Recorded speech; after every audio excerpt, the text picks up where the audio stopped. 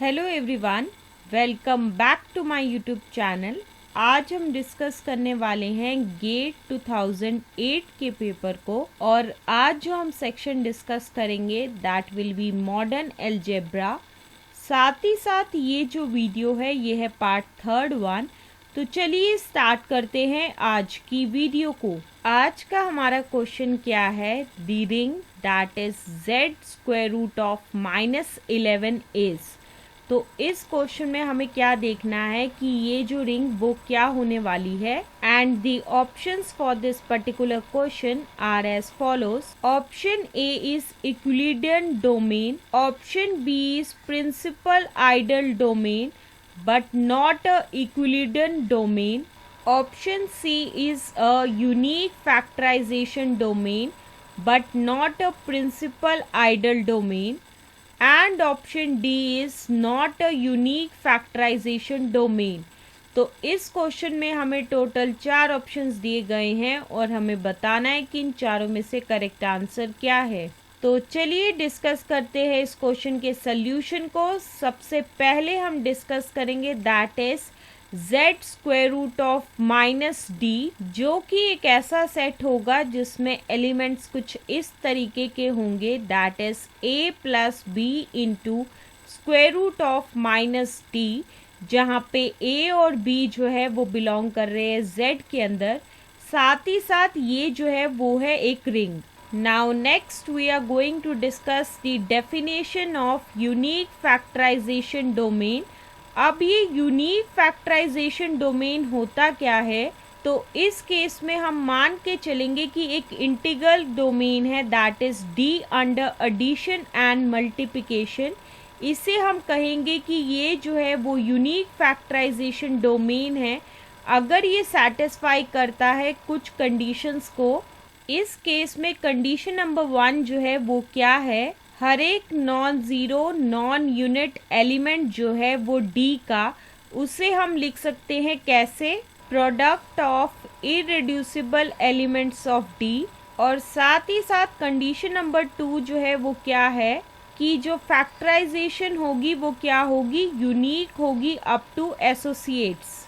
अगर हम इसी स्टेटमेंट 2 को जो है जब हम सिंप्लीफाइड वे में लिखेंगे तो इसे कुछ इस तरीके से लिखा जाएगा।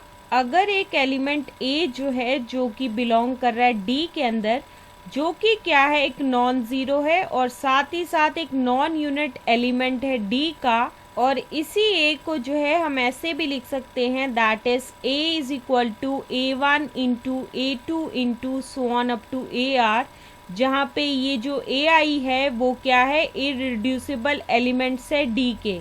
और साथ ही साथ A को जो है हम ऐसे भी लिख सकते हैं that is B1 into B2 into so on up to BS, जहाँ पे ये जो BJ है वो क्या है? इरेड्यूसिबल एलिमेंट है D के। तो उस टाइम पे हम ये कह सकते हैं कि R जो है वो S के बराबर होगा और साथ ही साथ AI जो है वो क्या होगा? एसोसिएट होगा only one of BJ. So this is the simplification of statement 2 and this is the definition of unique factorization domain. Now there is an important note which we are going to discuss, that is Euclidean domain always implies principal ideal domain and principal ideal domain implies unique factorization domain. In other words, we can say that not UFD implies not PID and which further implies that not ED. So this is the important note which is related to Euclidean domain, principal ideal domain and unique factorization domain. Now next we are going to discuss the definition of irreducible element. अब ये irreducible element होता क्या है? तो इस case में हम मान के चलेंगे कि R जो है वो एक इंटीग्रल डोमेन है, एक नॉन ज़ीरो और एक साथ ही साथ नॉन यूनिट एलिमेंट जो है जो कि बिलोंग कर रहा है R के अंदर दैट इज A1।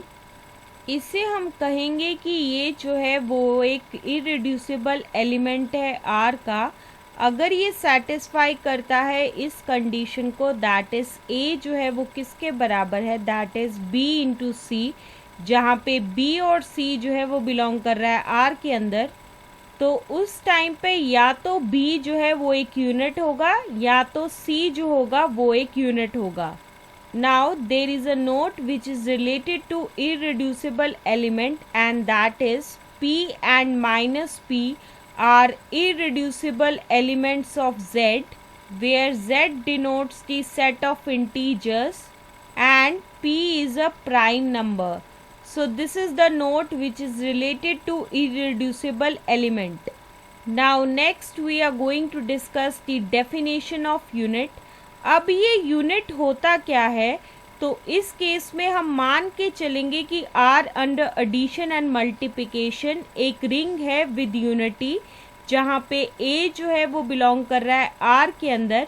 इस A को जो है हम कहेंगे कि ये जो है वो यूनिट एलिमेंट होगा R का. अगर हमें एक B मिल जाए जो कि बिलोंग करेगा R के अंदर, such that A into B जो है वो किसके बराबर होगा, 1 के बराबर होगा. So this is the definition of unit. Now next we are going to discuss the definition of associate. अब ये एसोसिएट होता क्या है, तो इस केस में हम मान के चलेंगे कि R जो है वो एक इंटीग्रल डोमेन है और साथ ही साथ A जो है वो एक एलिमेंट है जो बिलोंग कर रहा है R के अंदर. ये जो एलिमेंट है वो एसोसिएट होगा किसका, that is to an element जो कि क्या है, दैट इज B जो बिलोंग कर रहा है R के अंदर. अगर ये सेटिस्फाई करता है इस कंडीशन को, दैट इज अगर हमें एक यूनिट मिल जाए दैट इज U जो कि बिलोंग करेगा R के अंदर, सच दैट A जो है वो किसके बराबर होगा, U इंटू B के बराबर होगा. So this is the definition of associate. Now next we are going to discuss an important note which is related to associate. अब ये नोट होता क्या है, अगर A जो है वो एसोसिएट है B का, तो इसका मतलब क्या है कि B जो है वो भी एसोसिएट होगा A का. So this is the note which is related to associates. Now next we are going to discuss the definition of integral domain. अब ये इंटीग्रल डोमेन होता क्या है, a commutative ring with unity that is R under addition and multiplication.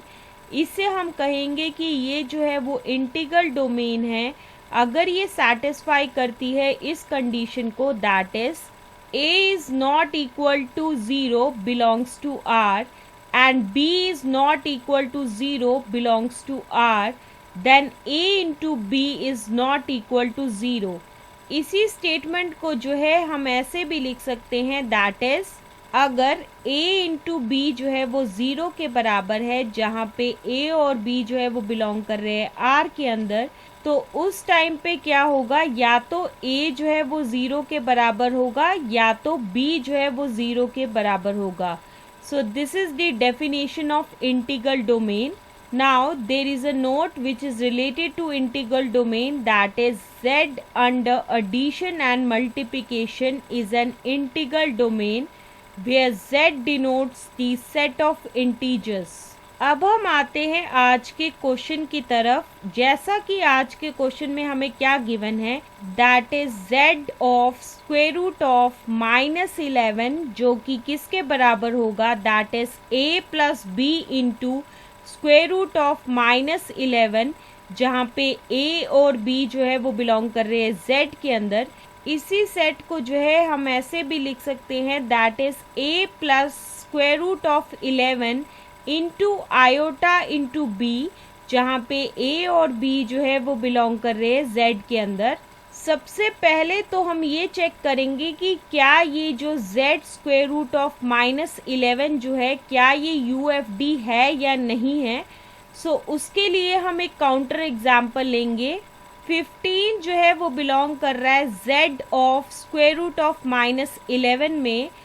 अब ये चीज़ कैसे belong कर रही है Z of square root of -11 के अंदर, क्योंकि 15 जो है वो किसके बराबर है, that is 15 plus 0 into square root of -11, जहाँ पे A जो है वो किसके बराबर है, 15 के बराबर है, जो कि बिलोंग कर रहा है Z के अंदर. और साथ ही साथ b जो है वो 0 के बराबर है और वो भी जो है वो बिलोंग कर रहा है z के अंदर। यहाँ पे 15 जो है वो एक non zero non unit element है z of square root of -11। Non zero तो आप क्लियरली देख सकते हो। अब हमें देखना है कि ये नॉन यूनिट कैसे हुआ है। इस केस में क्या है कि 15 जो है वो बिलोंग कर रहा है z of square root of -11, लेकिन 1 डिवाइडेड बाय 15 जो है वो बिलोंग नहीं कर रहा है z of square root of -11 such that 15 into 1/15 is equal to 1। तो इसी वजह से जो है 15 जो है वो एक नॉन यूनिट एलिमेंट है किसका, z of square root of -11 का। अब इसी 15 को जो है हम एक्सप्रेस कर सकते हैं product of irreducible elements but in 2 ways. Way number 1 is that 15 जो है वो किसके बराबर होगा, that is 3 into 5। And way number 2 is that 15 जो है वो किसके बराबर होगा, 2 plus square root of -11 into 2 minus square root of -11, जहाँ पे 3, 5, 2 plus square root of -11, 2 minus square root of -11 जो है ये क्या है, इरेड्यूसिबल एलिमेंट्स है किसके, that is z of square root of -11। और ये चीज़ जो है वो हम प्रूव करेंगे हमारी नेक्स्ट वीडियो में। So stay tune for the next video.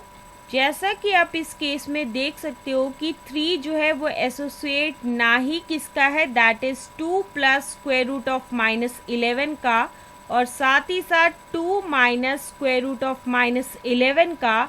तो इसी वजह से जो है फैक्टराइजेशन जो है वो 15 की वो यूनिक नहीं है up to associate in z of square root of -11। तो इसी वजह से जो है z of square root of -11 जो है वो क्या है, UFD नहीं है, which further implies that z of square root of -11 जो है वो क्या है, वो PID भी नहीं है, and which further implies that z of square root of -11 जो है वो ED भी नहीं है। सो इस पूरी डिस्कशन से हम ये कह सकते हैं ऑप्शन डी जो ये कह रहा था कि ये जो z of square root of -11 है ये जो है वो यूनिक फैक्टराइजेशन डोमेन नहीं है, ये ऑप्शन जो है वो बिल्कुल सही है। So that's why option D will be the answer of this question. So this is the explanation to this particular question, and with the explanation of this question, this is the end of this video. Stay tuned for the next video.